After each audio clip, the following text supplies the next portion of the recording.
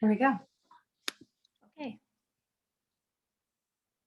Okay, you guys, so we're here today. My name is Stacy Woodworth, and I am so delighted and have the honor of just bringing to you guys a meal prep workshop in partnership with Faithful to Fitness. I'm really excited to do this. Our goal is to not only prep and show these 3 meals, but also just to give some practical tips. This is just one way of cooking. This is just one set of recipes, but what I hope to do is also just give you some other insights. And I know that Christina's on and can offer all of the the dietitian's point of view. And we have our favorite physician on who can offer so many things. I'm a busy mom and I just can relate to being busy, all the things to do. And so I have just figured out what has worked for my family. And I've loved to share that with people. So that's how I get that's how I got a seat at this table today, as I say, but I'm in really good company with all of you. And so thank you so much for having me. Well, thank you, Stacy, for sharing Epicure and your meal prep tips for Faithful to Fitness. And we're very glad and blessed to have our first virtual cooking class this year. So, we're ready to get started and we're glad to share it with everybody else that's following Faithful to Fitness. Awesome. Great. So you guys, one of the things that you should have received then was just a file that had 3 freezer meals for us to prepare. And this is where I'll start with this. So the premise behind it is for some people, ultimately trying to eat healthy comes down to we're so busy. And so then what we know is that then it just becomes easier to just grab and go with something else. And oftentimes it's the convenience food that's not as healthy for us. And so this is my first tip is eating healthy it's one of those things that's so important. Almost schedule it into your schedule. If you're a busy person, find that time, whether it's on a Sunday like we're doing today, or you do your grocery shopping on Tuesday night. I'm going to show you some practical tips. When you come home from the grocery store, here are some things you could do. But setting aside that time to meal prep or meal plan is going to set you up for success. With that, freezer meals is one way to be really successful. So the idea is that you'll take your meats and veggies, have them already seasoned, have them already prepped in a bag as a meal, and then you can pull that out and cook it. And what's great is there's so many different ways you can do this. We've picked 3 recipes, and it comes from then the meals that Faithful to Fitness has gifted each of you. But let's just jump right in because I think the easiest way to learn about it is to do it. So that first recipe that we have are the crock-pot chicken tacos. So I love the flexibility of all these meals. So just know, again, this is just one method of cooking and I'm showing you one product that I love to use because for me, this is the easy button on label reading. Christine will tell us all of the tips and highlights when we're in the grocery store and we're trying to find those really healthy products, how to make better substitutions or look for those things that are what we want to be putting into our body. I love that Epicure just simplified that part for my family. So I'm just going to tell you really quickly the taco seasoning that we're going to use. You could use this for just your favorite old ground meat tacos or chicken tacos or anything, just on the stovetop or grilling or whatever. It's just the seasoning, but we're going to walk through making the tacos. But I do want to pause because I know Christine always has great things to talk about when we talk about looking at the labels in the grocery store or making healthy choices. Thanks, Stacy. Okay, hi, it's Christine. Yeah, with the Epicure brands, it's nice because there's not a lot of sodium connected to it, specifically with that taco seasoning. If we look at the traditional taco seasoning, I think, Stacy, it's what, 290 milligrams of sodium per or higher. Yeah. Right. Per 1/8 of it or 1/16 of a teaspoon. There's like 12 servings in that packet, so it adds up quite rapidly. And so with this particular taco seasoning mix, it sucks getting older. I gotta okay, it's 15 milligrams. 15 milligrams, yeah, and that's per serving. And so I highly doubt that you guys are going to any person is going to eat the entire package by themselves. So when you compare 15 milligrams of sodium to like 290 or even 490 milligrams per serving, that's substantial. And so, you know, I would prefer to use my sodium somewhere else. You know, whether it's in, you know, sometimes, well, I like things hotter, you know, spicy. And so, you know, sometimes you just don't have that extra time to make the pico de gallo or, you know, even taco sauce. And so that's where that sodium or salt comes from. And so that's just an addition to. And as Stacy's going to walk us through, you know, we can add like different beans to the protein. And so what that's going to do is first it's going to extend out that product. So then when we're on a budget and, you know, you're just like, oh my gosh, the price of beef or the price of turkey or even, you know, any type of animal meat protein is so expensive. And then you as a parent, you're like, oh my gosh, how am I going to be able to afford all this, you know, food just for the protein source? And a lot of times families are also trying to get more fiber into our diets. And you're like, okay, how's that going to work? And so when you mix the beans, it doesn't matter what type of bean, it's whatever bean is particularly on sale, or else it's whatever your type of bean that your family, you know, for a fact, you're going to eat it so that you're not wasting your money. So black beans, pinto beans, navy beans, any type of bean that you can think of. And what's nice about that is you get not only an additional protein source, but also it's a fantastic fiber source. And I know that the kids out there, they know I talk about fiber a lot. And so the other thing too is fiber is our friend because it helps keeps us full. And it just helps provide B vitamins and all these other things. So anyways, I'm going to stop there. But just remember, you know, getting our sodium sources from others, condiments versus getting it from, you know, the packet seasoning mix that we typically use. And then also add those beans in there because first it's going to extend out the protein source. It's going to give your fiber and that will be a win-win-win solution for all my families. All right. So thank you so much, Stacy. Yeah, I love it. Please keep going because I always learn so much from these workshops too. So thank you so much again for partnering so we could do this together. So with that, let's jump in and do the first meal because what we're going to do here, we can talk through some of the things, but in front of you, you should have a bag then that you got to pick your protein. So whether you did a ground meat or you cubed up some chicken, or like Christine was saying, you did beans or a combination of it. Again, that's already in your bag. You have got in there also a can of crushed tomatoes. And again, Christine will tell us, like, let's look at those labels because not all canned tomatoes are created equal. You can watch your sodium there. And then a cup of frozen or canned corn. So again, what is so great too is whenever we are cooking at home, we are in charge of what is in our food. So if you know that you don't love corn, great, add in some other veggie. Or if you know you're trying to get in more veggies, this is a great way to do it with crock-pot meals, but put in some small diced up bell peppers or other flavors. If you guys love peppers, add in those other colors, right? We eat with our eyes. So this would be a great spot that you could put it in, or you can drop them in later. But right now in your bag, you should have that.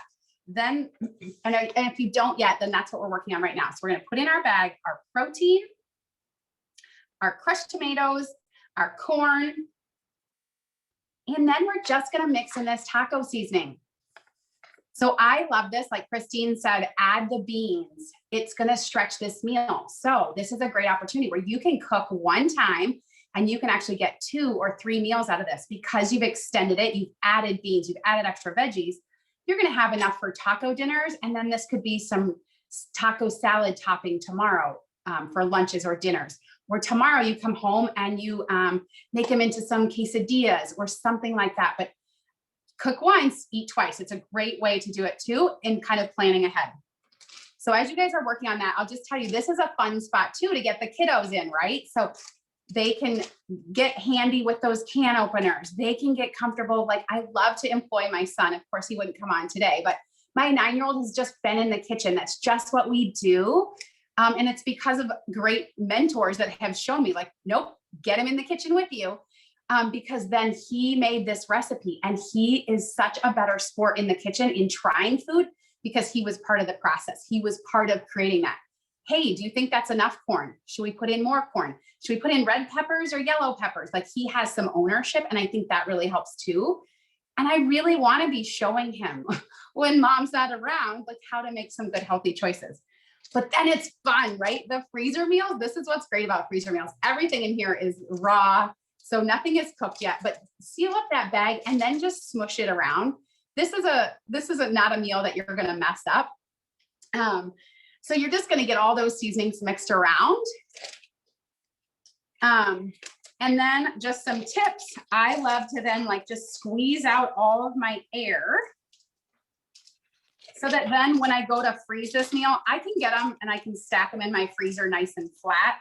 You got to obviously put on the bag what's in there because I always do this. I'll make meals. I'm like, I'm going to remember. And then when it's frozen, you're like, well, was that the meatloaf or is that my, is that my chicken tacos? Like, I can't remember. So Hey, I had a question. Do we use the entire taco seasoning package for this, right? Yeah. So Okay. This will cover that entire meal. It is not spicy. I don't think it has any spice at all. But the other thing is you can always adjust. If you're cooking for a smaller family or want a smaller portion, you could certainly just use half your package. But the way the recipe was written was to use that whole thing. So you'll see right on the back, there is a simple recipe. So if you're just we're just a taco family, you could absolutely use this seasoning for that. Just season up some ground meat, but it says right on there, use it for 1.5 pounds of meat. I always stretch it. I'm always doing this with at least 2 pounds of meat. I'm always adding extra veggies because I love to cook once and eat twice. It's easier. We're busy. So how is that going? Jess, Kelly, Laurel, any questions? I love that Jessica's on crutches. You are a trooper. I mean, I don't love that you're on crutches. I love your dedication.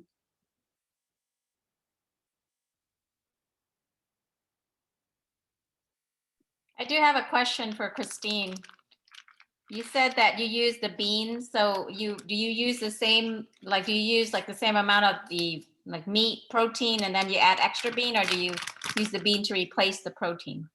Oh, good question. Now, when I'm extending it out, I just add in that 15.5, I think it's 15.5 ounce can of beans. And I know that some people like to rinse their beans, depending on the beans. Sometimes I rinse them, sometimes I don't rinse them. It's actually boils down to your preference. The other thing that I was going to mention too is, I remember being, I don't want to say a challenging child, but looking back at things, I was a challenging child for my mom because I didn't like anything touching. I liked the food, but it could not touch. And if it touched, I was not eating it. And so I know that the parents out there can totally relate to this. And even, when I work with other families about that, so sometimes they don't like that mixed consistency. So what I would suggest is if they don't like the beans in part of the meat, then you can always add, make it on the side where you have the beans, the corn, and the tomatoes, and mix those in, put some lime in there, maybe some onion, and then you top that on top of that would be used as a topping. And so, when Stacy was mentioning about, prepping for 2 meals, making it out of 2 meals, one night is going to be taco night. The other night can be, taco salad. And so you're adding that mixture on top of things. And so that might be a good solution to those challenges that many of my families have. But it's just a matter of getting it into our systems and into our bodies to help nourish it and providing us those different nutrients that we get from those foods. So to answer your question, Katrina, I just throw in that whole can. So within the other question I always have is within the ingredients of the black beans, I'm actually putting some beans in with, I wasn't planning on, but I had a can. It says water, salt, and then black beans. So when you do rinse it, does that change the salt content of the black beans very much? That's a really good question. I get that one a lot. It doesn't substantially change it. You know, so, I mean, it does slightly, but it's not going to decrease it from like the 290 that it has in there per serving, 290 milligrams, I should say. It may shave it off like maybe 20 milligrams per serving. But then again, we have to remind ourselves, we saved a lot of sodium by using this product versus the, you know, the other ones that are commonly sold in the stores. So that's where my thought process and my teaching comes from. Learn by where you're spending out your sodium. And, you know, if we have going to the grocery store, if that's the only black bean or bean choice that we have where it doesn't have the no added salt version or varieties and that type of thing. Okay. So that's what I mean by building up our sodium.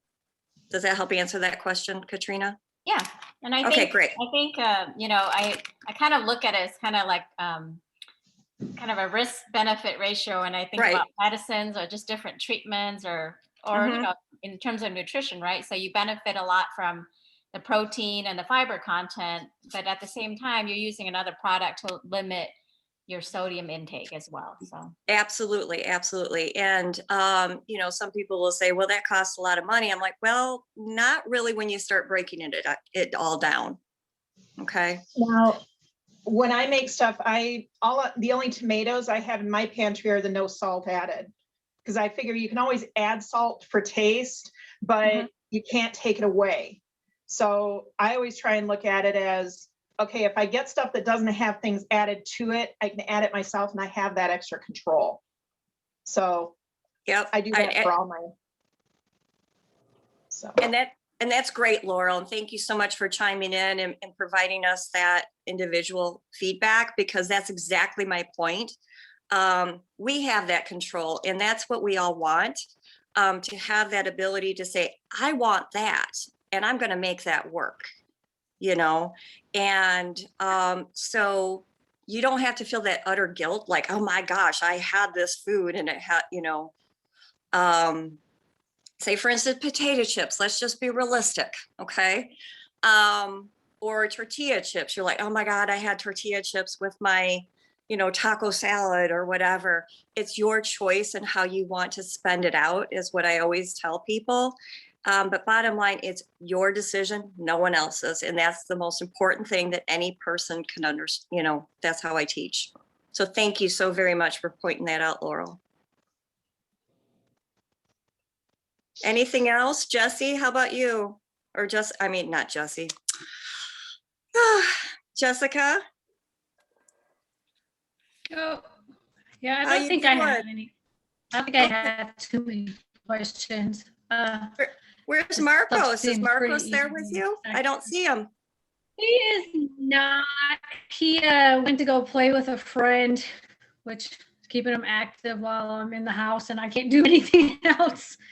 So yeah, he's out playing with a friend. He was gonna help, but decided playing with a friend was more activity for him. Okay. But yeah, It's good I to don't see- have too many questions right now. When I do, Oh. I'll add. Not a problem. All right. Thought I would bring you in. Okay.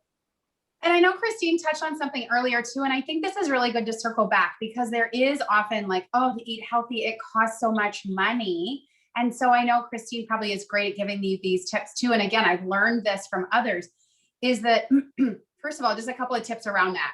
So I will oftentimes go to the grocery store. I've learned my grocery store when they go around and start putting meat on sale. So in my grocery store, it's first thing in the morning. So I will go and I will start eyeing out that meat that's on sale. And the secret is it's because it's getting close to its date.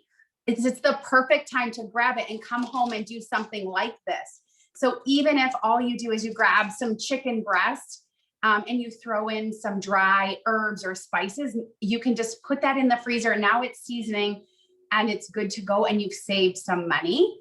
Or if you're in the grocery store, you're prepping for some freezer meals and you have this flexibility. Oh, well, this recipe I could do with chicken or I could do with ground meat.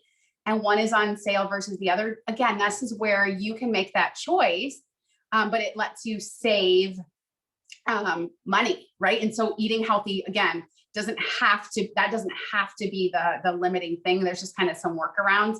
Same thing when it comes to the veggies, right? Like right now we're coming into this season where all these veggies are so good, they're so flavorful, and they're better priced, and we've got farmers markets and all the things. And then in the middle of winter, we're like, wow, that's so expensive. So I'm sure Christine can talk to us too about whether we're looking for something in the can or fresh or frozen, and kind of share the value in those.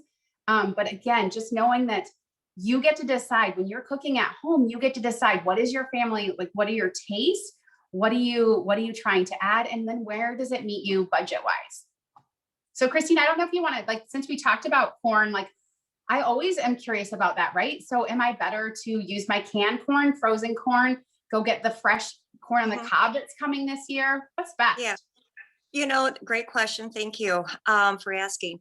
So how I usually, the rule of thumb is the longer, well, let me ask the group and we can unmute ourselves. Which one do you think would be the healthiest, frozen, canned, or fresh? I'm gonna Just say curious. fresh. I'll say fresh. Okay. Laura, what do you think? I'd go with frozen, Okay.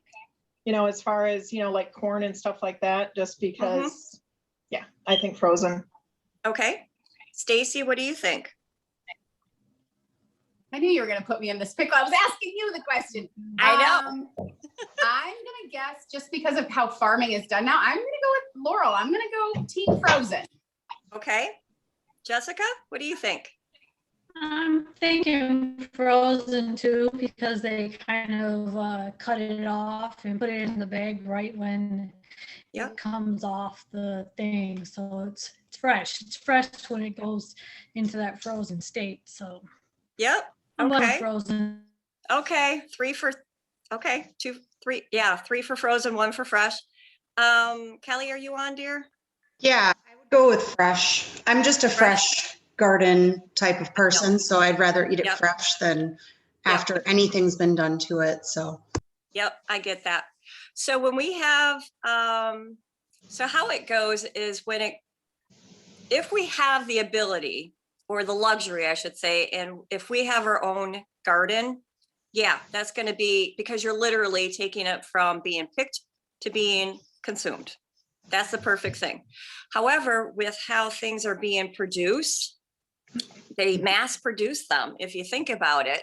And so when it comes from the farm, that fresh picked vegetable or corn or whatever that you are selecting, it actually goes from being picked to being processed.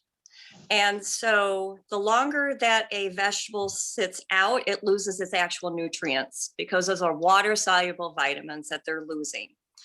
So we don't realize how far out that food goes from being farmed to being, then it gets delivered to the main warehouse. And then from that central distribution area gets delivered out to another area of distribution. And then it finally gets out to the marketplace. So it could be up to 15, 20 days before it comes from being picked to being when it gets into that grocery store on the produce. So actually it's frozen would be the healthiest when we don't have that luxury of being able to go to a farmer's market, not being able to have our garden. So garden is the best way, but if we don't have that luxury or that space, then frozen would actually be the first one. Second, it would be the canned. I know that sounds weird, but again, it's going from being picked to being processed. Now, when it goes from the canned, yeah, if we have the, I don't want to say the ability, but if we have that selection of getting it for no added salt, and yeah, I know I keep talking about the salt and sodium, but again, it's how we want to incorporate that sodium or salt into our meals. And so frozen, you're not going to have any sodium in there just from the actual vegetable itself, which is quite minimal. And but you're also going to get the same amount of nutrition in the fiber content. And I know there I go with the fiber again. but those vitamins and everything are going to be, kind of like sealed into that vegetable. Now, however, it can be stripped out of there depending on our cooking method. So if we boil the daylights out of that food, again, it's a water soluble vitamin that are typically in these vegetables. It's going to leach out into your water that you're cooking it in. So, preparing it in different cooking methods, whether you're steaming them, which is a great form of cooking, whether you're stir frying with it, that's the other luxury to having those frozen vegetables. You could just say, oh, I know what I can do. I'm stressed out. I've had a really bad day, but you know what? I've got some frozen vegetables in here. So we're just throw some into there and into your food. And then we could just stir fry it in or whatever you want to do. Same thing with the canned. But again, so let's just recap. If you have a garden, that would be the best solution possible. Okay. Because you're physically going out there and there's no other best way to get those fruits and vegetables into your diet. But not everyone has a garden. I get that. So if you don't have a garden, then you can go to the farmer's market, because you know that those farmers are literally picking that vegetable for you, right? And they're bringing it to their sales area. So that would be another option. Then the frozen, then the canned, especially if you're in the grocery store. Now, I know that we're not going to be able to freeze, let's say, romaine lettuce, or these other lettuces and stuff like that are out there, or that we consume. It doesn't freeze well. So just go ahead and use the different lettuces that are out there and stuff. Does that help answer any of your questions, guys? So the people that chose the frozen, yay. But if you have a beautiful garden like Kelly does, I know she does, and I grew up having gardens. My grandparents had a huge garden, and I spent many times in the kitchen canning with her and just making all different types of wonderful frozen vegetables, because it was such a huge garden. I mean, we could feed the entire neighborhood. Yeah, because she had 4 deep freezes in the garage. Yeah. Yeah. And I loved every second of it. Okay. Love that. Okay. So number 1 is go to Kelly's house then, just to recap. Just teasing. That's awesome. That's really helpful though. So thank you so much. Okay, you guys, let's jump into meal number 2. So this is going to be our sweet and sour pork tenderloin. So again, what I loved, the reason that we created this recipe is just to show the versatility of Epicure. Again, for me, this was a solution. When I found Epicure was I needed to not spend time label reading and doing all the things. So there is a fantastic stir fry recipe right on this packaging, but I love that this recipe just shows a different way. So it's taking all of these herbs and spices, and that's really what Epicure offers, is just all the herbs and spices and not all the extras. But again, this is a recipe where if you love this flavor, if your family enjoys this, next time pork tenderloins aren't on sale, but hey, chicken breasts are, do it with chicken breasts, or use this and make a fantastic stir fry. And again, you can do it with a meat alternative like a tofu, or oh gosh, what's the other thing I was thinking of?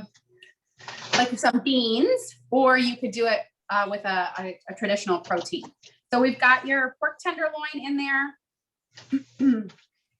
Now you'll see that the recipe has us adding a little bit of olive oil. Use the oil that's your preference. Our dietitian can tell us all the good stuff about oils, but on here we wrote it up with olive oil. That's one that a lot of us have because it's just one of those good heart healthy oils. And then soy sauce, again, an opportunity here that you could make a healthier choice and just using one that is low sodium. Yep, there you go. Or if you're a gluten-free family or you need to do soy-free, again, the coconut aminos would be a good option, but it just adds a little bit to that flavor.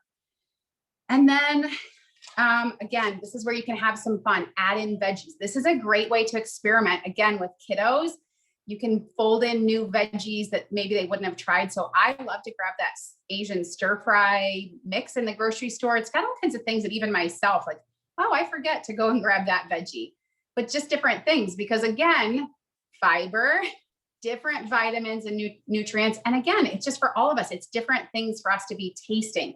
If our meals are constantly the same 5 meals, we're unmotivated, we're uninspired, and then let's just go grab takeout. So this is just a fun way to do something a little different.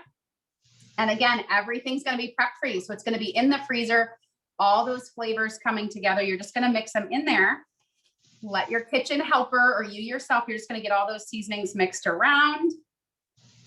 And this is one that has different cooking methods. So when I created these recipes, we were in a season of, I was getting a lot of requests for like, we're just super busy. I need something to dump into the crock pot. So all 3 of these can absolutely go in the crock pot. But if they're not, if that doesn't suit you, if that doesn't suit you, this is a great meal where you could absolutely pull it out, cook it in the oven, or you could barbecue it and grill it. So different ways that you can cook with it. But again, I hope that you'll love just those flavors, because it's got bell peppers in here, garlic, chives, ginger, like so many different things that you could do with this.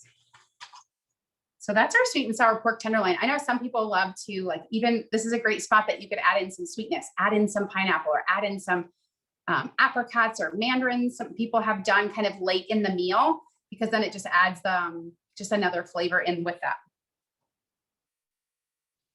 Is that going okay for everyone? The other I thing have one question. Oh, I'm sorry. Sorry. Go ahead. Sorry. I just had a question. If you know that you're going to be using it in a crock pot, sometimes the vegetables turn into a mush. Do you recommend putting the vegetables in like later in that crock pot time, or do you? Because I'm going to be using frozen anyway, so. That's a great question, Laurel. So yes, oftentimes, so I'll just speak to how, yes, you're right. Like if it's going to sit in there all day long, they're probably going to be overcooked.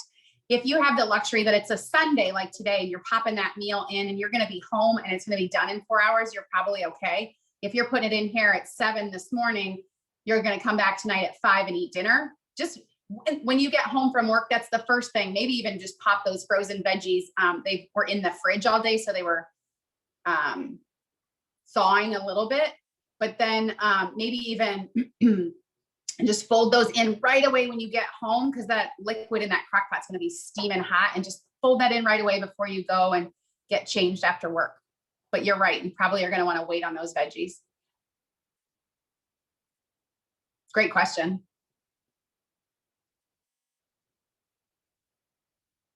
Personal preference though. Some people, they're like, I just need it to be done. So if you're one of those people, it's totally fine.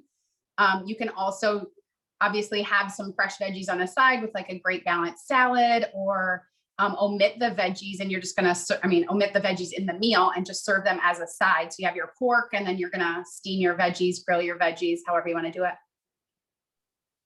Yeah, that's a great suggestion, and that was a really good question, Laurel. The other thing too, what's nice about having the pineapple and those types of fruits, pineapple actually has bromelain in it, and bromelain actually helps break down the meat tissue, or the tissue to the meat, and so it's a natural tenderizer. Some people don't realize that those types of fruits actually have a benefit to it. And so not only is it going to make that meat more tender, it's also going to give it a, oh, here comes my kitty. He's like, I hear mama. Come on. So sorry, I got sidetracked by him. But the bromelain, like I said, it's going to help tenderize that meat. And so, along with the slow cooking, I cannot speak today, that will also help tenderize the meat too. And so even though pork tenderloin tends to be not as, it's going to be tender anyways, but that bromelain in that pineapple is going to really help. Plus it's going to sweeten the sauce, and also it will be more, I don't want to say eye appealing, but it will be more savory. and it will sweeten things. And so that those kiddos are going to be like, oh yeah, this tastes really good, you know, especially when they're trying out different fruits and, I mean, not fruits, but different vegetables, because yeah, he's behind me now. You see him? Gosh. Anyway, he's being naughty right now. The cat. But anyways, adding the fruit is definitely going to help with those different meats. So in the first dish, I had like this black bean can. I bought it and I was like, I don't know how to use it. So I added that. And then now you're like pineapple. I said, hey, I have pineapple. I don't know how to use it. So I just added that. It's like finding stuff in your pantry. Yeah, and that can be really great too. When you're meal planning, like even go into your pantry. What if you got there? When people say eating healthy is so expensive, well, here's a tip. Go to your fridge and freezer and pantry first. Take an inventory. What have you got that we can help you to incorporate into meals? What have you got that you bought it for something, you didn't love that recipe, so now you're not going to do it that way?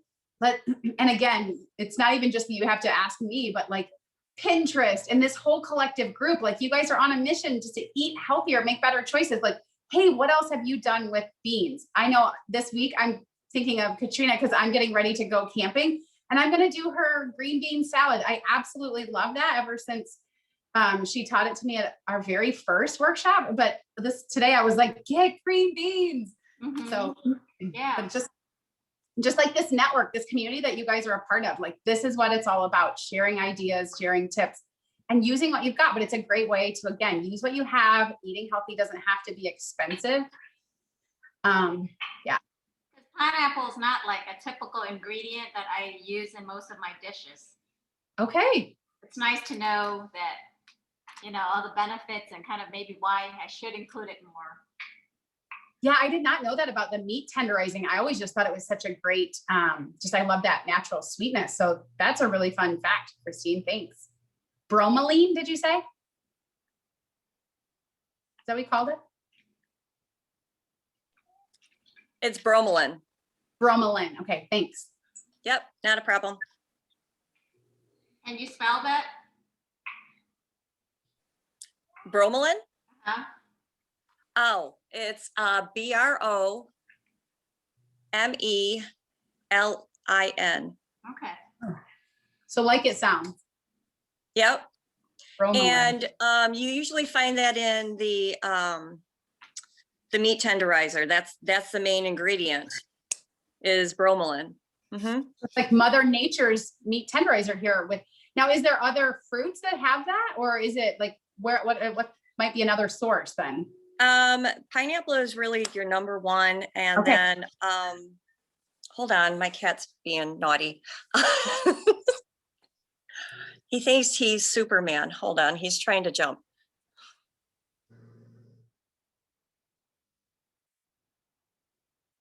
At least you're not in the kitchen with the cat running around.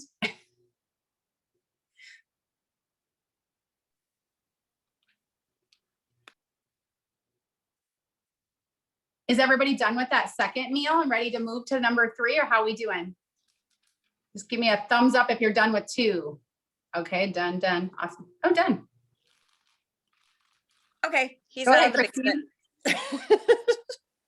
Go ahead. What else were you going to say? Something else about that? I'm thinking mango would be another. Mango is also going to have that. The other thing too is some of your citrus fruits are also going to help with the meat tenderizing, just because of that citric acid component that those citrus fruits have to them. So that's why you see a lot of times with different cultures, so they will use lime or lemon, however they want to. And we use that to help break down those really tough proteins. Yeah. And it's a great meat tenderizer too. Doesn't contain bromelain, it's that citric acid that will naturally break it down without adding the sodium or the salt to it like those meat tenderizers do. Okay. So that's a great tip too, then, if we were using like that less expensive cut of pork. I know like sometimes I just get those pork roasts. They're a little tougher. I love them for the crock pot, but that's a great little tip so that I could use my pineapple. Okay, awesome tip. Thank you. You're welcome. See, I always gain something from these. I love it. So for the third meal, you guys were doing pulled chicken. Again, this is where I'm gonna just pop in and say, do this with whatever protein you love. I do this one a lot with, like if I buy one of those pork loins when they're on sale, because I can do pork chops, I can get a couple of pork roasts, because this is a meal that is going to make a lot of food. So here we're gonna do it with chicken. And again, it's using 3 pounds of meat. So the first thing is, I will tell you right now, if you are not a family that's going to be blessed with eating this meal a couple of times, right now, just split this meal. Oftentimes, I will split it and I will still have multiple meals. So you can very easily, it doesn't have to be an exact science, but you can just kind of guesstimate about half of this packaging, but then have 1.5 pounds of chicken and do 2 meals. So that then you're going to take this and make it into probably 4 meals, but 2 freezer bags in the case of this workshop. I hope I'm not confusing that. And then again, Christine will tell us about ketchup. This can be another spot where we can really get whacked with a lot of sodium or sugar. So I know some people, they'll also just swap out and use a tomato sauce. So again, just know that there's some flexibility here. If your family doesn't love to, that ketchup-y taste, just back that down a little bit. This is your meal. There's going to be enough juices coming off of that chicken. And we're going to have a little bit of vinegar in here because, like Christina just told us, that vinegar is actually, that's going to be the thing here that's going to help tenderize this meat. But again, just lots of great herbs and spices in the Epicure. And that's what I love. I don't have to know how to go and make this pulled meat. Like, there's a wonderful barbecue place down the street, but they have cooked the chicken and the pork for like a day. I don't have time for that. So I've got time to drop this in a freezer bag or drop this in a crock pot and make this meal from fresh just the same. But again, for this meal, we kept this really simple because we know busy people, it can't be this 17-step meal. But so for this one, it's just your protein, the seasoning, some ketchup, vinegar, and brown sugar going into that bag. And then you're going to mix it up and let it come together. Go ahead, Christina, if you have anything you wanted to add there, please. Sure. I know that there's all sorts of different ketchups out there. Some people, again, it's whatever your budget's going to afford, whatever your availability is. And because what you're doing is you're making your own barbecue sauce. And so there's going to be, if you don't have access, that's going to sound bad. If you are just like, okay, I don't have ketchup, it happens. Or my family does not like ketchup, it's perfectly fine to substitute in your favorite barbecue sauce. Eliminate the brown sugar because you're not going to need it, because you're making your own homemade barbecue sauce. That's how you make homemade barbecue sauce, is your base is ketchup, then you add the brown sugar to it, and then you add the vinegar. That's basically what's in barbecue sauce. So if you don't have those 3 ingredients in your pantry, because life happens, and you're like, oh, I don't know what to put in here, it's perfectly fine to substitute the quantity. I wouldn't put in the entire amount of barbecue sauce, because what you're trying to do is just moisten that meat so it has some consistency to it when you put it on the bun, or if you're using it as, pulled pork tacos, or not pulled pork, pulled chicken tacos, or if you're using it as, on a taco salad, anything that you're thinking of what to use that protein source for. So just, remind ourselves that what you're making is a homemade barbecue sauce.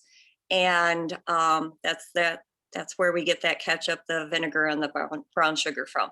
If you want to, maybe alternate where you're just like, hey, I don't need that much sugar in it, or I don't like it super sweet, pull it back. There's no harm to modifying these recipes to your preference. These are just some suggestions for individuals that don't have a lot of skill, or just are learning how to cook. And so that's what this whole discussion is about, is, doing those little food experiments, what works for your family. Trial and error is going to be something that's going to help you learn, right? I've always cooked. I was always in the kitchen with my mom. A lot of people aren't, a lot of kids aren't in the kitchen with their parents.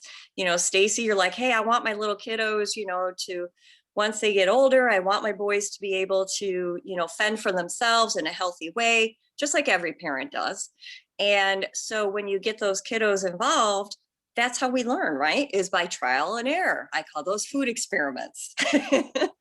And, just getting that familiarity with those different herbs, seasonings, and that kind of thing is just going to make it successful for all of you. Okay.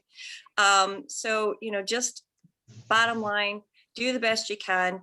I'm not going to encourage people to nitpick in regards to, oh my gosh, that's not gluten-free ketchup. We can't have that. I want to share with you all, ketchup is gluten-free. So don't get suckered into that. The other thing too is sugar, whether it's high fructose corn syrup, whether it's regular sugar, whether it's sugar is sugar, that's how your body metabolizes it. Okay. Because those are a couple of biggies that I get as far as the questions I get when it comes to ketchup. The other thing too is, you're putting that amount of, like I said, ketchup, but it's being extended out. Yeah. What I mean, yeah, exactly.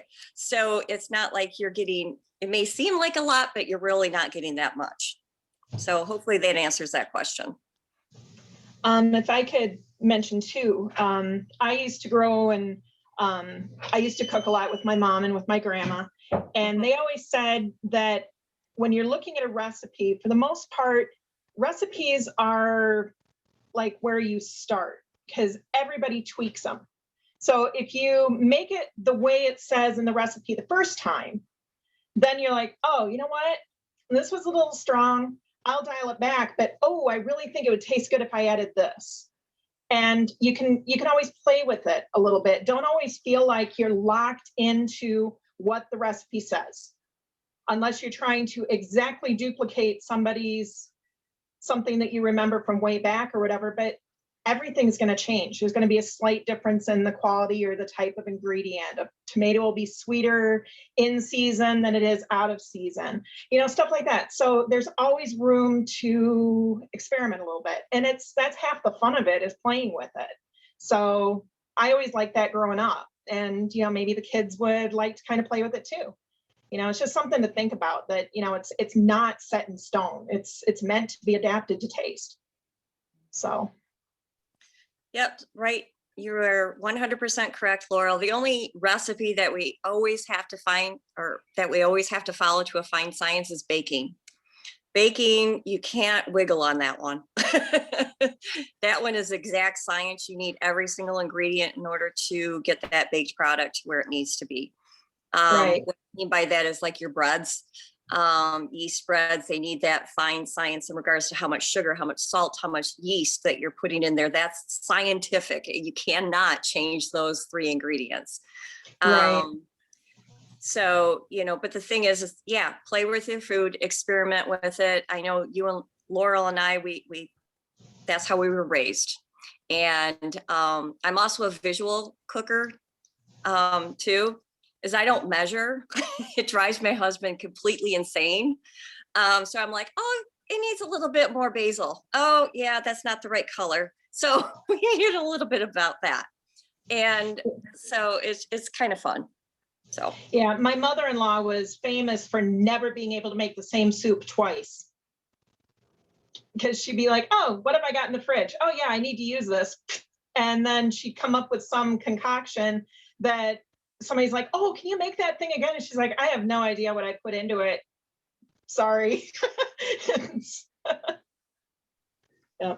So fun. Yeah, Laurel, I love like that you when, shared that too.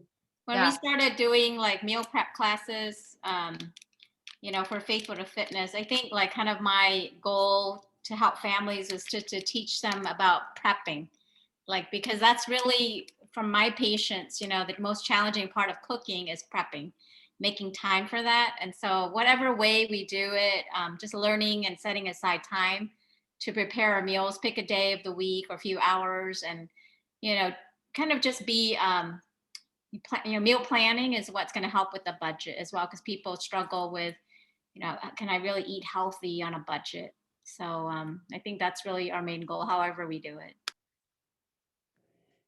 Yeah, and that reminds me too, thank you for saying that, because I've done a lot of reading since this is a part of my business, but the average American family, do you guys have any idea? I'd love for you to come off of mute. Do you have any idea what the average American family wastes in food every year? What we throw away? We buy, it goes bad, we throw it away. Any ideas? Way too much.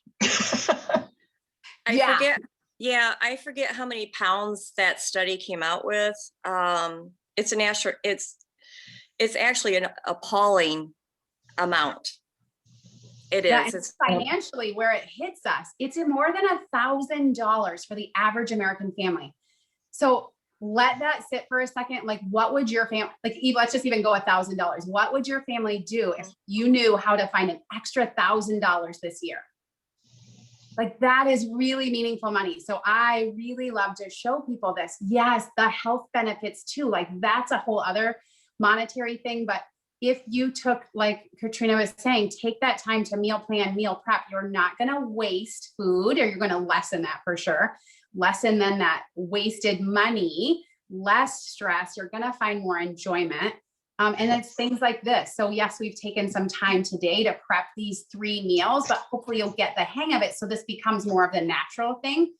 And I love too, this idea of you guys have actually, like, you've already kind of created this mess in your kitchen. One of the things that we get in trouble with is if we do it each day, like, I'm going to make a mess in my kitchen tonight. Now I have to clean it up. And tomorrow, what do you know? Everybody wants to eat their 3 meals again. And I have 3 separate times of cleaning the kitchen. Or this afternoon, you guys already have your kitchen messed up. See, I have a couple other tips I'll say around food prep while you guys are finishing up this meal. But like, when I come home from the store, when I come home from the store, I have some things I do, but now Sunday is one of my meal prep days.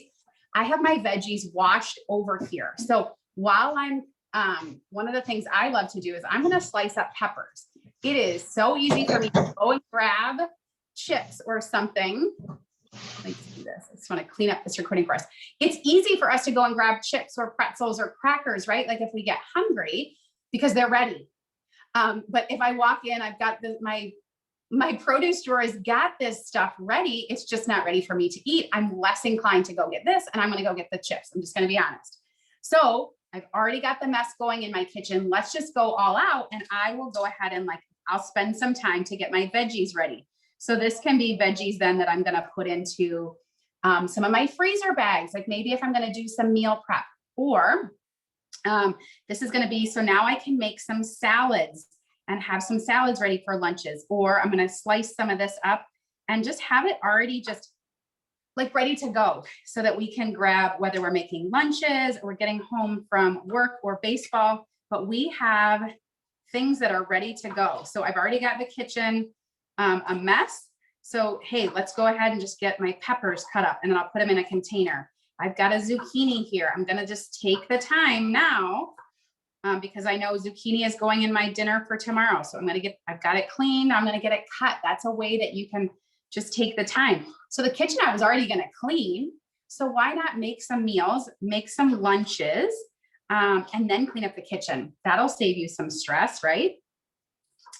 The other thing, again, we talked about this again before, but when you're shopping and you see like some veggies are on sale, like, okay, this week we're going to do more with these peppers. These were the peppers that were on sale, or cucumbers were on sale. Like, that's the veggie that I'm putting into lunches and salads this week. I have more cucumbers or more peppers, and like, it just adds some variety, but it also lets me kind of watch the budget a little better if that's important to you.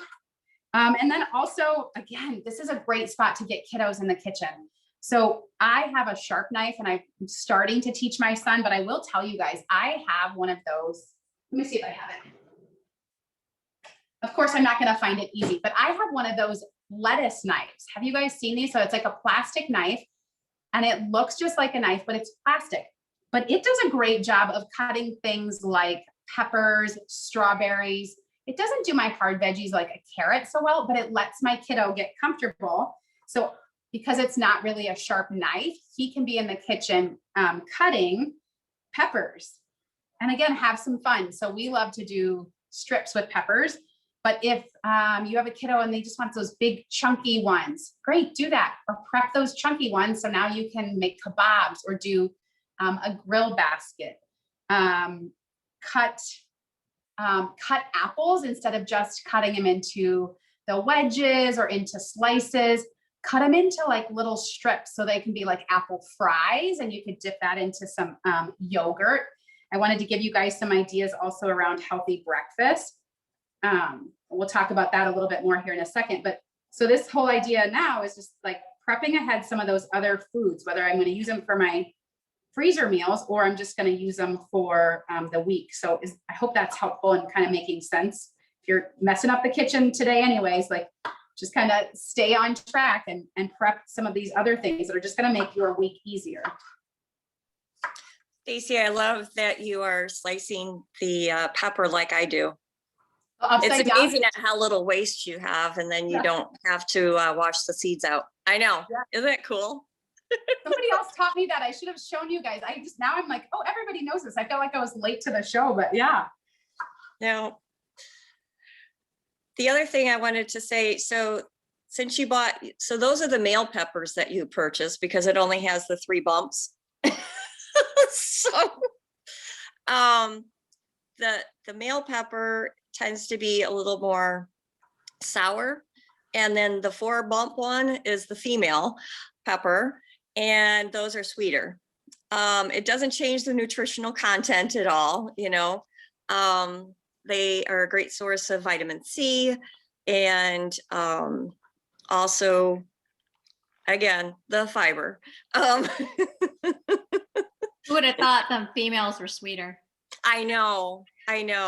Whenever I do the grocery store tour, that is I think that one really resonates with everyone. Kids don't forget. Pardon? So the kids never forget that lesson. No, they don't.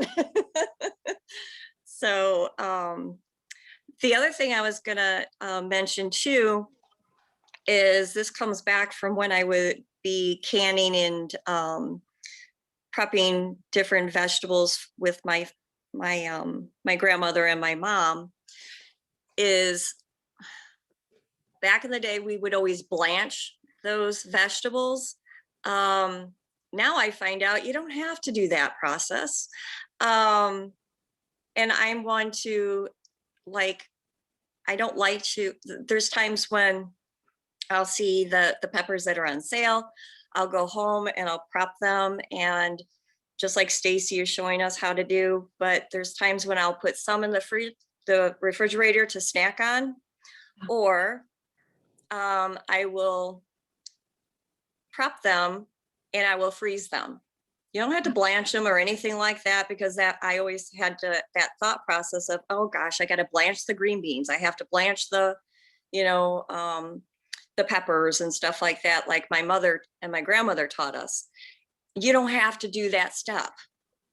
And what's nice about that is then you can purchase those produce items on sale and in bulk, and then you can do that because it is, it's just a different way to get your fruits and not fruits. I keep saying fruit, getting your vegetables in there too. So that's just another trick I have too.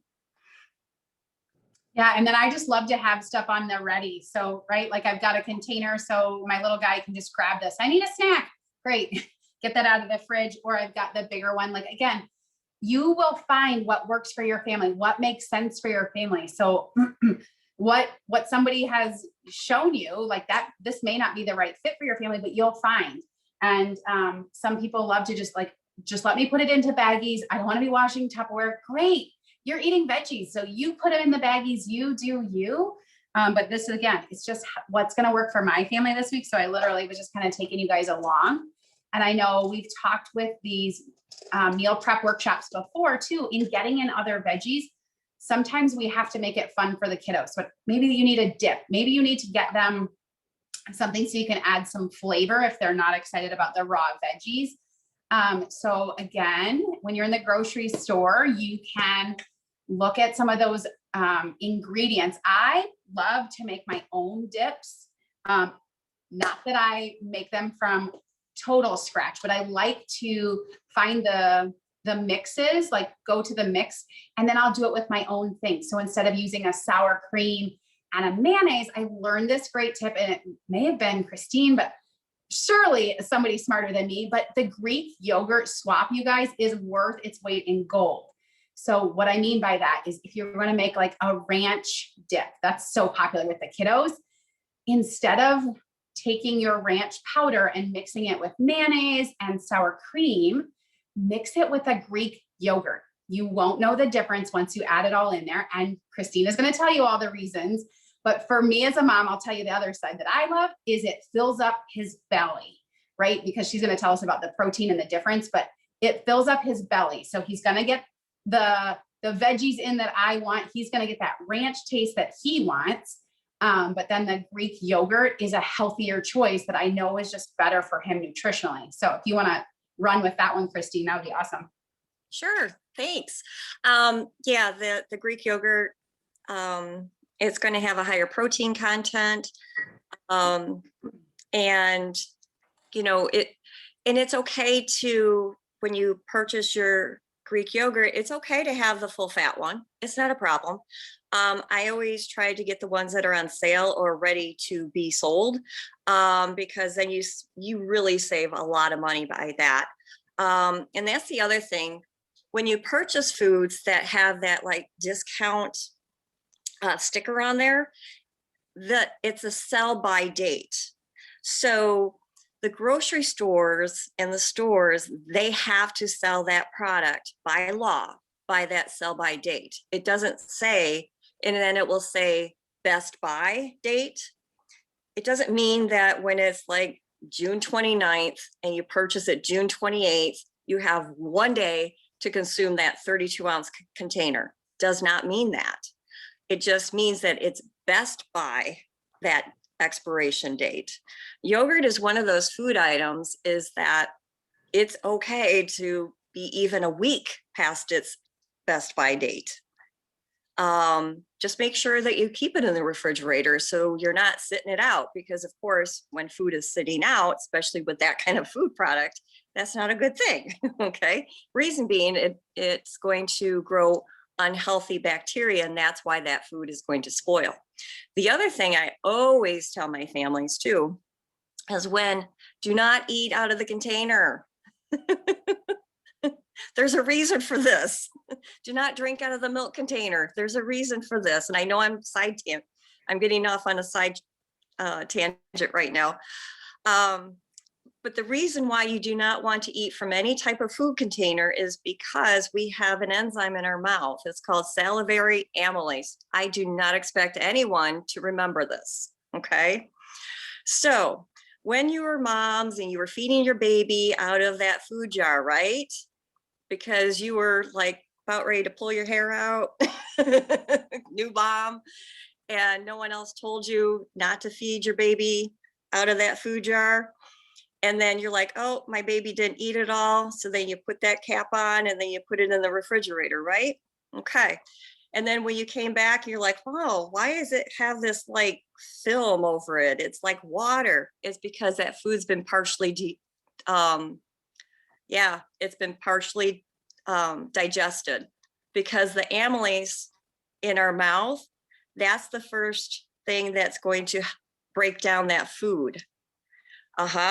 And so as we get older, that's going to be the same thing for the yogurt. I have not been able to convince my dad, who's now 88 and a half years old, please, Dad, do not eat out of the yogurt container.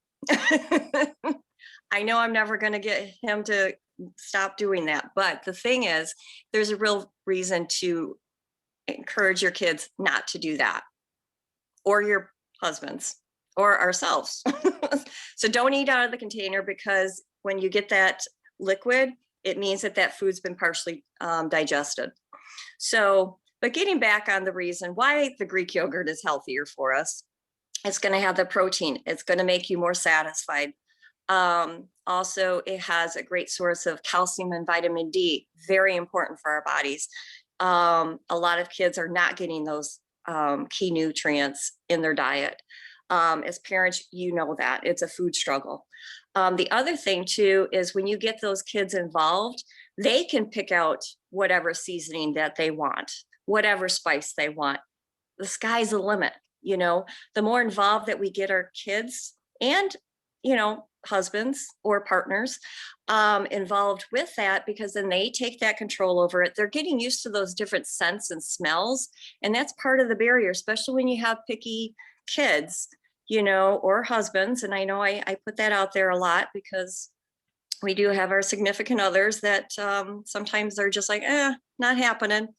But when they become more familiar with those, the different scents, it helps, especially when I work with kids that have sensory issues, right? Or texture problems, it just helps too. Okay.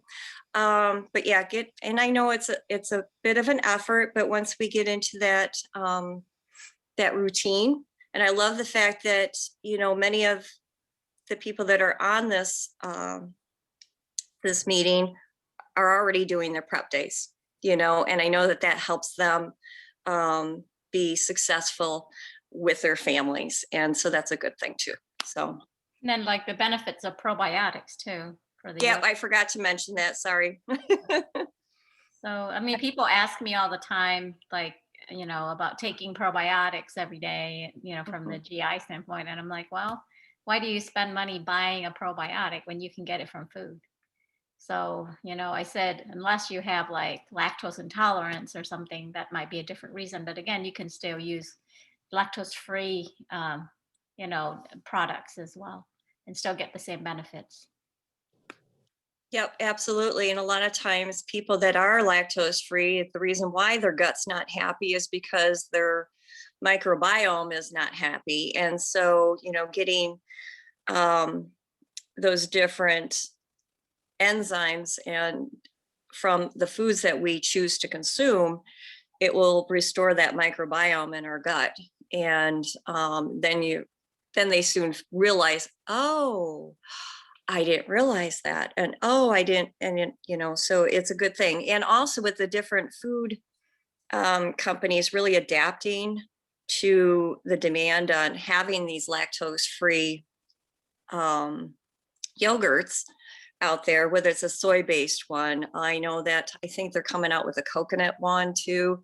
So, you know, again, they're really trying to meet the customer's needs based on their tolerance or intolerance, I should say. So, Stacy, I wanted to ask you because we you know, for Faithful to Fitness, we got the fundraising kit. Yeah. And, like we use 3 products in there to make a meal. So we also have the other 3 products. I didn't know if you wanted to touch on that. Yeah. So, That's a perfect segue. That's exactly what I was going to do. Yeah.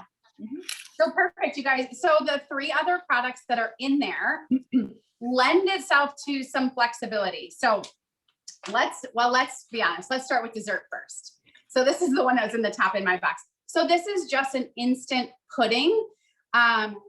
I think we can all agree, right? If we are eating and we're telling ourselves all the things that we can't have, it just feels really like deprivation. And then we're less excited about it. And eating healthy doesn't mean that we can't have chocolates. It doesn't mean that we can't have desserts. We just are going to make smarter choices, and we're going to do everything in moderation, right? So I love Epicure's chocolate pudding because I love to know what I'm feeding my family. And so this is a product that is just simple. There's not food dyes and things like that. It gives me that, it satisfies that chocolate, that sweet craving, but it's simple. It's just like the grocery store brand that we know. Mix it with 2 cups of milk. Again, if you're a cow's milk family, great. If you are a family that you're using almond milk or soy milk, this will absolutely work for that. You can also do some different things where you can mix in, you know, half and half. So I know I have some people that love to do the chilled coffee and milk and make it kind of like a mocha pudding. Again, it's a lot of freedom there to do what you want with it. Just mix it really well. It will set up very quickly, just like what you know.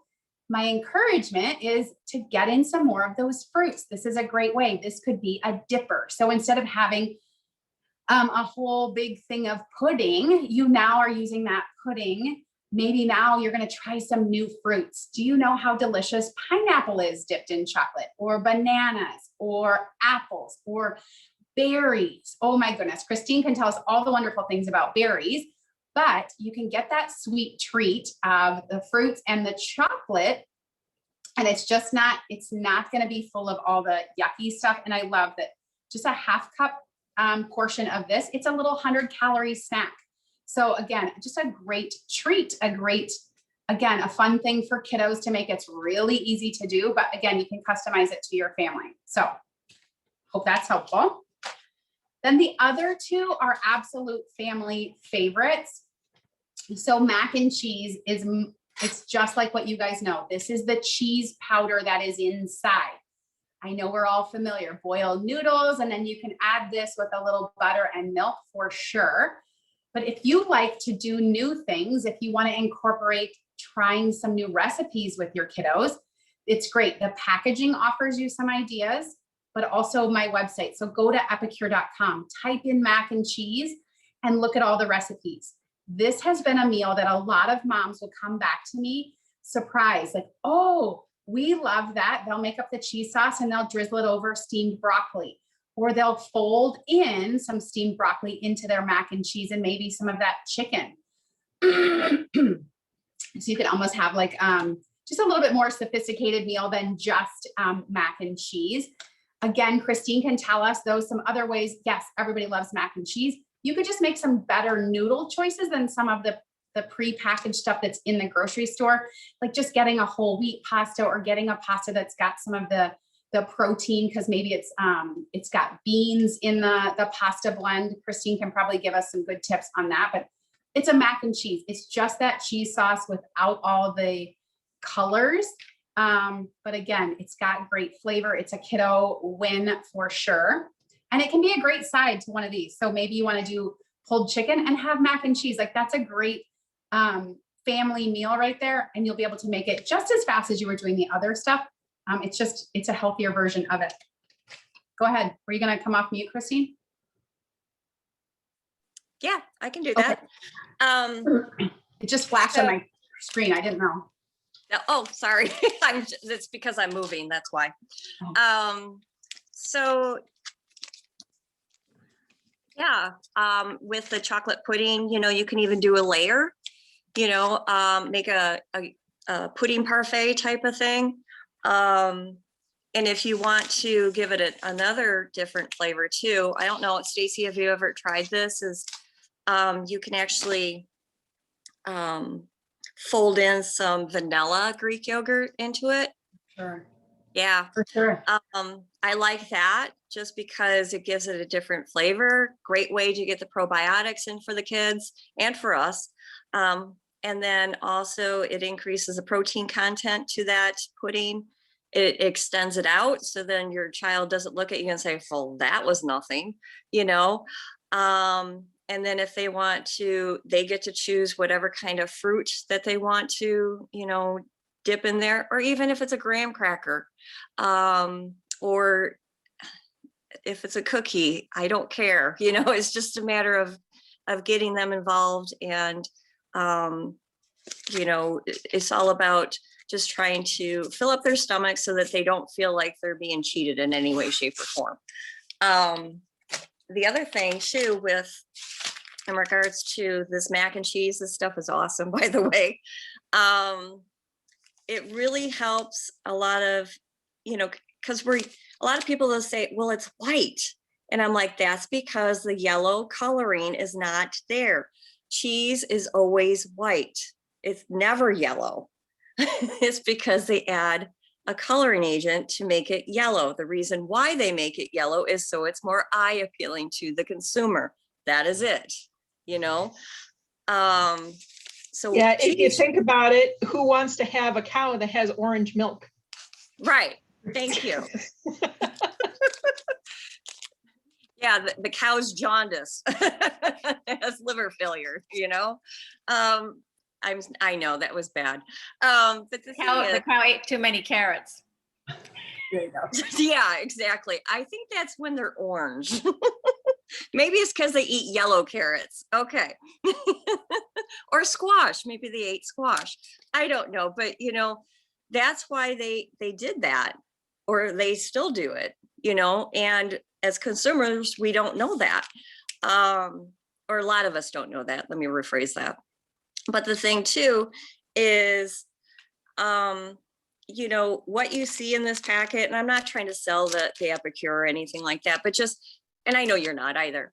But the thing is that as parents and as individuals, just again, knowing where our sodium is coming from. I do have a lot of questions from my parents. They're saying, okay, my child is on the spectrum and I don't want them to, or autistic spectrum, that's what I'm referring to. And I'm concerned about all these different dyes that they put in the foods. Is that okay? Is it not okay? Is that going to make my child's, behaviors worse? That type of thing.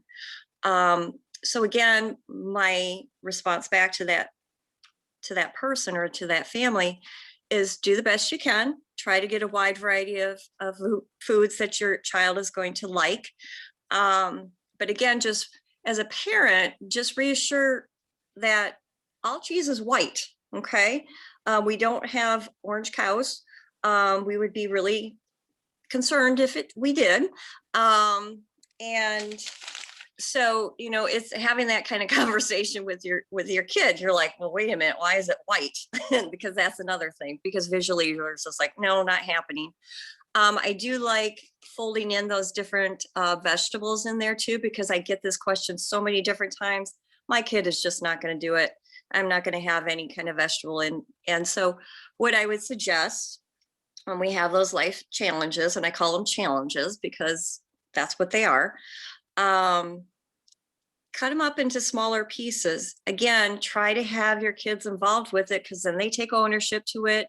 Not only that, are they taking ownership to it, then they get more familiar with the smell. And I can't say that enough. Right now, I have so many different parents that say they won't eat it. And I said, because they're not, their senses aren't being stimulated. It's foreign to them. Okay. And so the more that a person is being exposed to those smells, the brain is going to connect, okay, this is a safe food for me. I know what it's going to taste like. I'm going to know what that texture is. And they're going to become more accustomed to it. It's going to take time though, and it takes effort. I realize that is a huge ask. I do. I realize that's a big, big ask, especially with how busy everyone is nowadays. But it's worth that time. And as you go through different ways to prep foods and stuff like that, just start with one thing, just one thing. What's the biggest thing or the most challenging aspect of food prep? Is it the vegetables? Is it the fruit? Is it the protein? Is it just trying to get your family to sit at the table? Just focus on one thing. And so when we focus on one thing, that becomes a routine. And then you can add in another thing, and then that becomes another routine. And so try not to conglomerate it all at once, because you're going to be like, oh my God, what did I just do? And then we set ourselves up for failure. One thing, that's all we got to work on. Okay. And so, yeah, now I feel like that one movie. Oh shoot, what was it? It had Billy Crystal in it, the cowboy thing. I know, I'll have to figure it out. But anyways, it was one thing. One thing in life. Start with one thing, okay? Continue And then, Slickers. thank you. I knew someone would be on there. Thank you. Yep, curly. One thing. One thing in life. Start small, okay? And master that one challenge, and then start with your second one. And then that way it forms a routine. And that one challenge can just be getting your child to be in the kitchen could be your first challenge. Okay. I always say whenever I give talks for healthcare providers regarding, making healthy changes for kids and for families is, I always say this phrase, which is, if you change nothing, nothing will change. right? So you have to pick one thing to change and then you add something else, like Christine says, but it becomes very overwhelming to say you have to do all these changes. So a simple thing that we've emphasized, for instance, in Faithful to Fitness nutrition lessons is start with, drinking the way we're drinking our calories, right? Something as simple as that. And so that's like one goal. I do that for my patients too. I said, look at what you're drinking. Okay, we can start with that. And then we can talk about meals like portion sizes and fiber content. And we look at saturated fat and sugar and salt. And then we go into physical exercise and, making that a routine. But certainly, picking what's the most challenging thing or what's the easiest thing to change. And we have to do it as a family, not like, only one child needs to change. It should be the entire family. That's much more successful.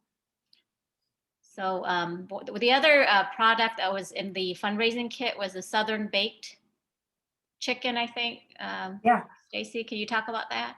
Yeah. So this is fun. And again, kind of going off of what you were just saying, I think that when the family is involved and when we have a really positive outlook about it, like just embracing, like, this is going to be fun. We're trying new things and having just that energy of like, this is going to be great. And not like, oh, they're not going to do this. Like, if you think they're not going to do it, they're not going to do it. Like, but this is going to be fun. Here's one of those fun products for you to try. This is a gluten-free breadcrumb mix. So why this? I will tell you, this is that product that can be making your own chicken tenders at home, making your own like coated veggies. For our family, this was the first time we started doing fish with my son. He was so stubborn about fish, no way. I tried all the different things. And then I did fish with this. And it's fun because you're going to put your protein or your veggie or whatever just into a Ziploc bag and you're going to add this. So again, you don't have to be a master recipe person. Epicure has done part of it for you. I love that it's really clean ingredients. So Christine could tell us about all the great things that are not in here, but I just dump this into a bag and let him shake it up, right? Like, hey, Ryan, my son, hey, we're going to try this new recipe. Could you test this for us? We need to know if kiddos can do this. And like, I was letting him practice reading the recipe. He was cutting and doing the things, but then to shake that up and baked fish fillets. I mean, this is nothing that's revolutionary, but then when he was eating it and asking like, oh, well, this is good. And like, I do like fish.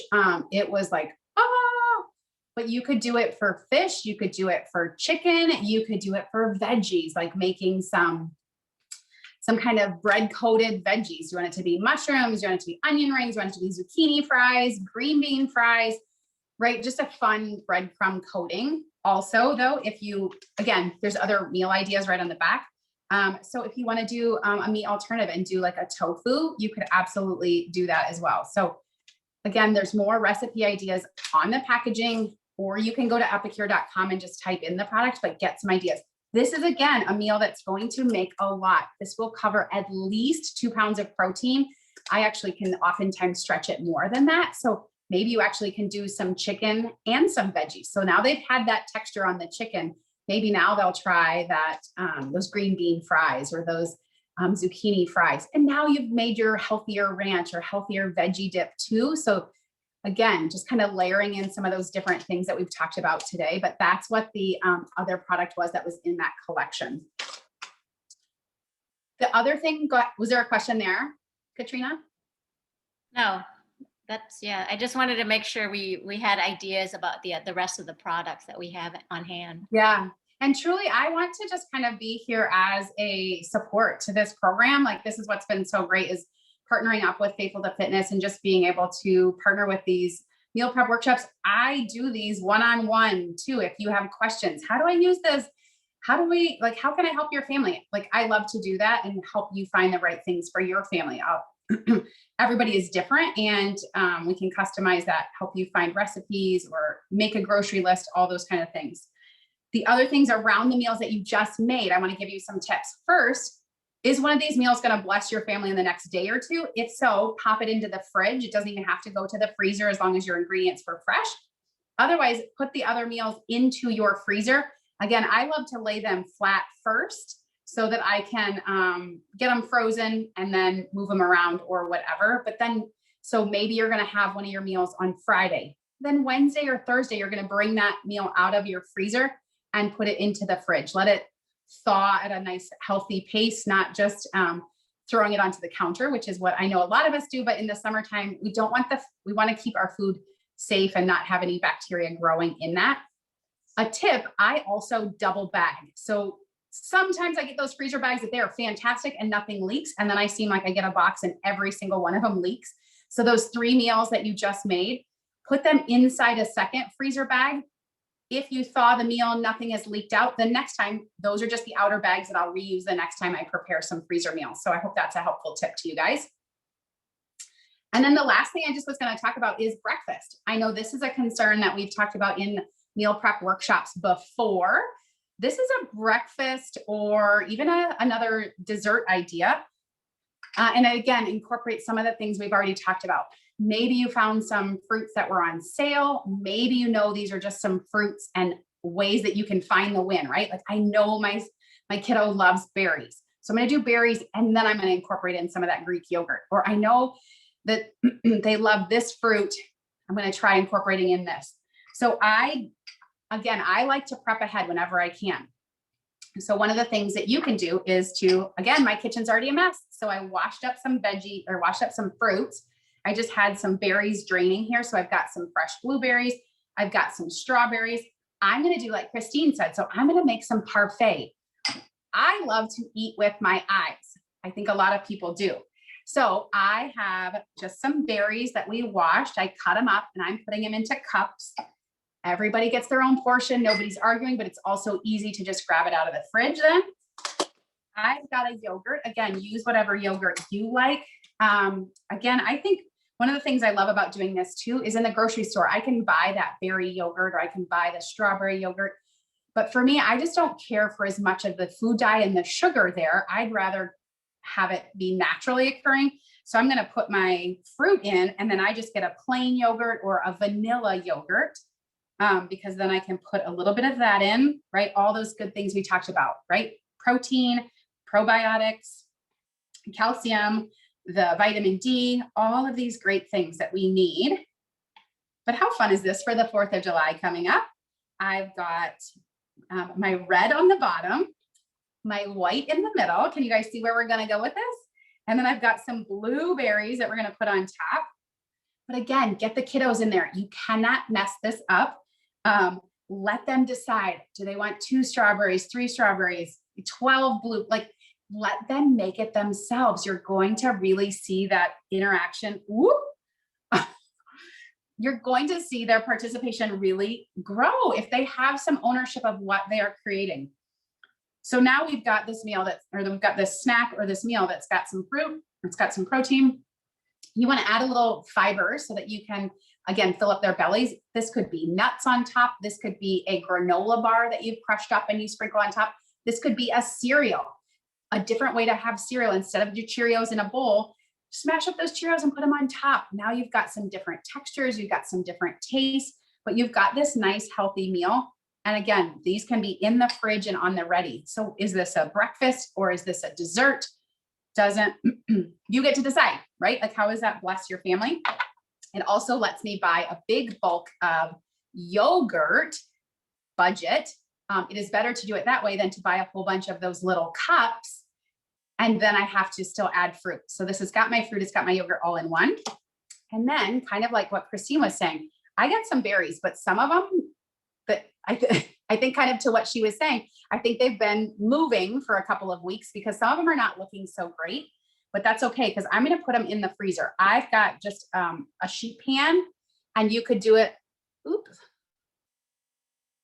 I hope you can still see me. Okay. You could do this with just like a piece of parchment paper or something underneath. I'm going to freeze these. So, and I'm going to freeze them so that they're all separate, but then I can, they're not going to be all stuck together. So later I can just pull these out and put them into a freezer bag. I'm going to put my tray in the freezer for about an hour. It'll kind of flash freeze them, but now those strawberries will be good. So this is a tip. Again, if you've bought strawberries, you've bought berries, you've got spinach or something that's kind of getting close, put it in the freezer. You know, get it all ready. So put it in the freezer. When these come out, I can make little smoothie bags. That's another great breakfast idea. So take a plastic container or take your bag and you're just going to portion things off. Hey, I'm going to need a handful of berries. I'm going to put a handful of that frozen spinach because it was going out anyways. We're not going to use it for salads. Put it in your smoothie. You are not going to taste those greens. Those bananas that are going bad, I will lay a banana on here and then they're not going to be all stuck together in my freezer bag. But that's a great way that you can make smoothie bags. Again, then you just in the morning, dump that into the blender, your favorite milk. I would suggest even adding in your yogurt so you get some protein. And you can have a smoothie that then you can be walking out the door with this really, really a nice balanced meal. That's a better alternative than just grabbing just a cereal bar or something like that. This gets you some real good nutrition. So those are just some of my tips. I would love to just open this up for questions or anything else that people want to add or comment about, and then we'll wrap this up. Oh, Jessica had to jump off. Okay, cool. Yeah, just a couple of things I wanted to say. And Jessica, I'll have to send her the message. So with bananas, when they're green, you know, those when you're in the store and they're like straight up green that you're not going to eat them, what you can do is banana is one of those fruits that over time, as it gets riper, the nutritional breakdown or the nutritional, it changes, okay? The carbohydrate content changes and the nutrition changes to it. I know it's weird. It's not weird, so the green banana has that natural inulin, and inulin is an FOS, fructooligosaccharides, and that's again that bacteria that is going to help with our gut integrity. So when we're making smoothies, as Stacy was mentioning, with the bananas that are about ready to expire, what you can do is also get the green bananas, slice those up, freeze them, and then when you're making the smoothie, put like 1 or 2 pieces of that banana in there along with the other bananas, and you're going to get that inulin bacteria, or not bacteria, inulin fiber, which is going to help with your microbiome. So then that way, when you're making your smoothies, it's going to be even healthier for you guys. Okay. The other thing that I wanted to mention too is when you purchase the berries, I will just take them out of the container and throw them in a freezer bag right away. I don't wash them prior to, so then that way it's not one great big blob of berries. So that's another thing that I'll do too. Because strawberries, I like how you're doing that, Stacy, because strawberries, once they get frozen like that, they're more towards using it in like a baked product versus having them just by themselves because of the water content and stuff like that. But anyways, I just wanted to put my 2 cents in there with the super green bananas. Those are so healthy for us, and just have a couple of slices in there, throw that in, and then you get more inulin fiber in there. So I'm adding all kinds of food stuff to my food. I didn't even know. I'm making my inulin fiber smoothie bars next. okay, good. Bags, I should say. Hey, one of the things about, I take care of patients with irritable bowel syndrome, and especially ones that are sensitive to sugar or sugar alcohols. So there's a special diet that we use for people with suffer from diarrhea, predominant irritable bowel, where they can't handle like high content of fermented sugars or high fructose corn syrup. So it's called the low FODMAP diet. When you do fruits that are very ripe, especially bananas, then you tend to have higher content of FODMAPs. So most people who have irritable bowel, they can eat a not so ripe banana and they're okay. But if they eat really ripe bananas, then they tend to have more problems. Same thing with any other fruit.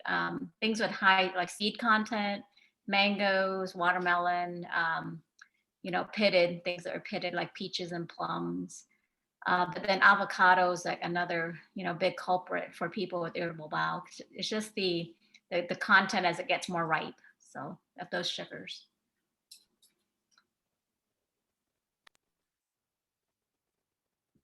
Well, thank you, Stacy. I think, does anybody else have questions? But I think we had a pretty good class for our first one. Yeah, I think it worked out really well. And, you know, hopefully, if anyone else has questions, I know that Jessica had to leave, but she knows that she can get in touch with me, and whoever watches this recorded version of our first cooking class, Katrina, and they know that they can always reach out to me because I'm your dietitian. So, okay.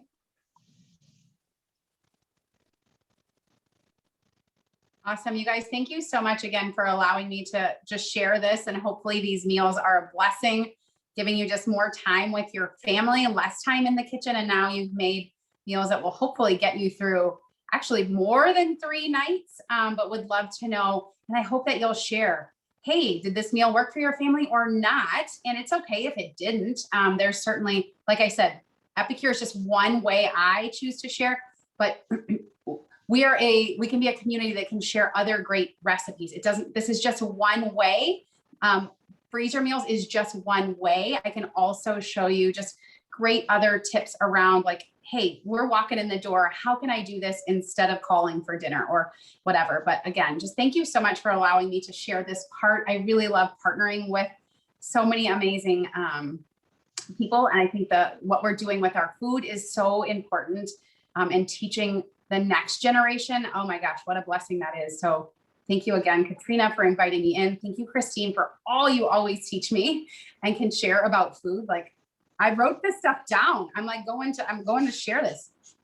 Bromelain. It's a Truly, gremlin. thank No. you. Bromelain? I said it wrong. Bromelain. Thank you, dear. That's okay. Thank you so much. I'm really grateful. All right, everybody enjoy your meals, and then you're welcome to send me pictures when you make your meals, and then I'll share it with Faithful to Fitness followers. I think we have like almost 700 followers. Oh, wow. I didn't know that. Yeah. Since we started our Facebook page in, I think, early 2015. Yeah. Most of our posts, like, related to these things, like, I don't know, we get between like 600 to like 1,200 people, depending on what the post is about. So if I do like a video for exercise, I can get over 1,000 people to watch our exercise videos. Oh. So, Kelly. Love it, especially punching the ball. No. Yeah. You know what? That was one of the funnest ones ever. I love that. So Yeah. I don't know where I came up with that. It just randomly happened. Well, those are the best ones, Kelly. Random. I love it. For sure. Well, good seeing everybody. Take care. Yep. I'm ready to eat now. So. Enjoy cooking. All right.